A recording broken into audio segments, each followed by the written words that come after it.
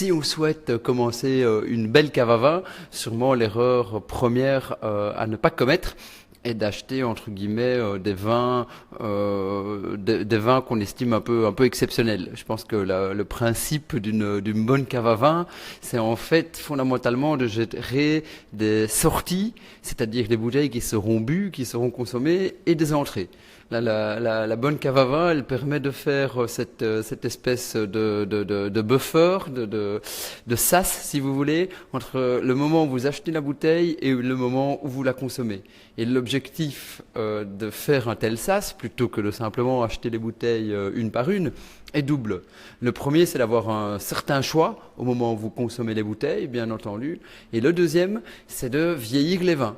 Et on pourra y revenir dans un instant, mais on considère que si les vins vieillissent, ils atteignent souvent un optimum de dégustation par rapport aux vins qui sont dégustés trop ou très jeunes. Donc, pour répéter, il faut, si on doit gérer cette porte d'entrée, je dis pas cette porte d'entrée, mais plutôt ce buffer, ce sas entre les vins qui rentrent dans la cave et les vins qui sortent, il faut bien, lorsqu'on commence une cave à vin, choisir des vins que l'on va consommer. Parce que l'erreur du débutant consiste à dire je vais acheter des bouteilles entre guillemets mythiques ou des bouteilles extrêmement onéreuses ou extrêmement précises que je vais après avoir peur de consommer. Or c'est vraiment cette erreur-là qu'il faut éviter. Il faut donc se focaliser sur les bouteilles, sur les budgets, sur des vins dont on va avoir plaisir à les consommer. Et ce n'est qu'après, on peut y revenir évidemment tout à l'heure, que épisodiquement on pourra compléter cette opération par des bouteilles un peu plus exceptionnelles qui seront consommées en des occasions plus particulières et qui vont éventuellement rester plus longtemps en cave.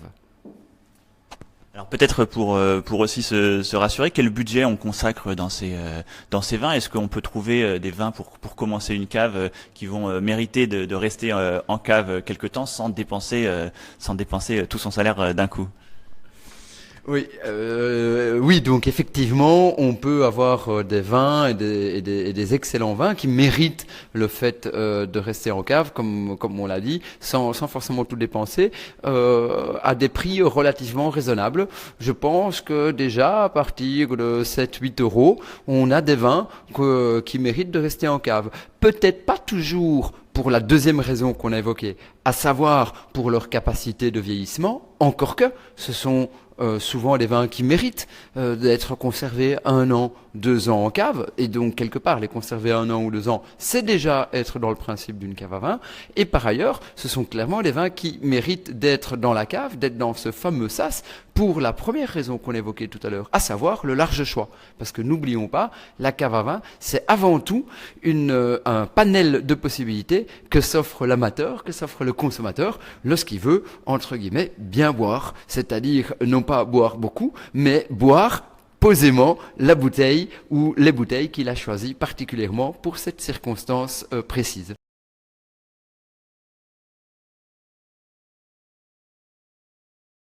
Moi, je suis partisan de laisser les bouteilles dans leur état, d'essayer de toucher le moins possible le vin. On a peut-être l'image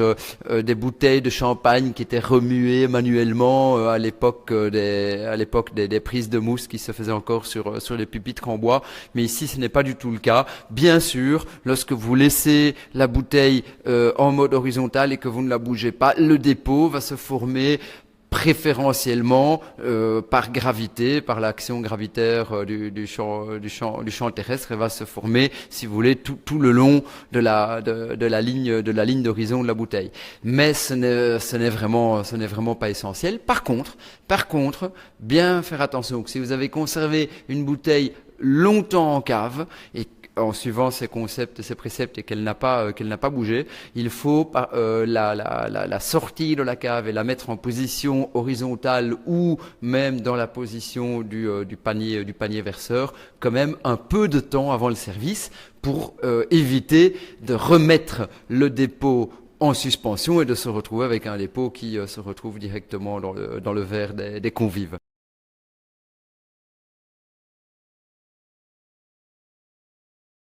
Une très très bonne question parce que de plus en plus également de consommateurs souhaitent boire le champagne avec quelques années de vieillissement, même des bruts sans années, donc des champagnes non millésimés, voilà, évoluent, acquièrent d'autres notes et donc on a parfois du plaisir à le conserver en cave.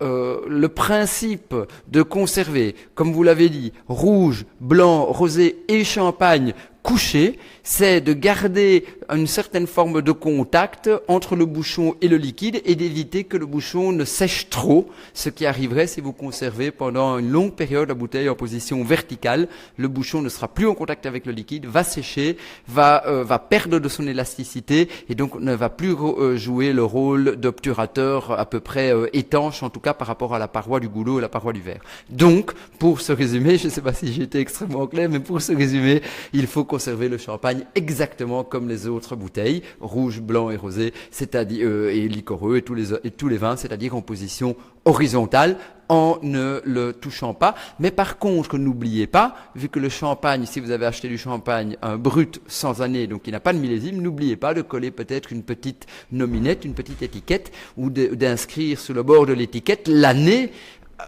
au cours de laquelle vous l'avez acheté, parce que sinon 3-4 ans après, si vous en achetez chaque année 6 bouteilles, vous saurez plus dans combien de temps il est dans votre cave, parce qu'il n'y a pas de date, il n'y a pas de millésime comme on dit sur une bouteille de champagne qui est un brut sans année.